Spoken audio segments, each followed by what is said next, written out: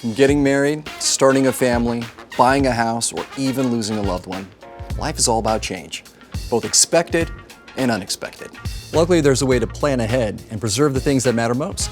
Here's how to create a last will and testament in Pennsylvania. What is a last will and testament? It's a legal document that gives you final say on what happens to your possessions after you pass away.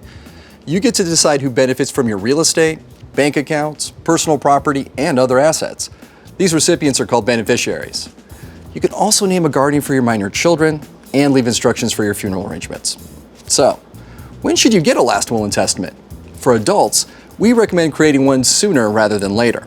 There are two main ways to create a last will and testament. You can work with an attorney or use an online will service. Remember, wills have different requirements based on state law, so you'll want to make sure that yours is legally valid in your state.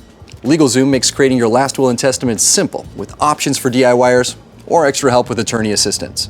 First, we'll ask you some questions, like who you'd like to settle your affairs and care for your minor children.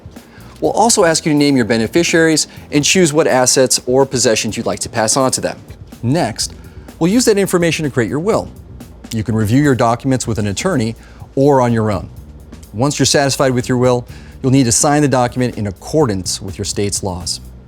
But don't worry, you can continue to make updates to your will as your life evolves.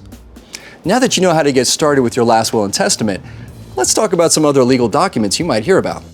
An estate plan lets your heirs, family members, and the world in some cases know how you want your property distributed upon your death. Now, there are two main mechanisms regarding that. The first is a will. The second one is a trust. A will is a document that says, when I die, this is where I want my property to go.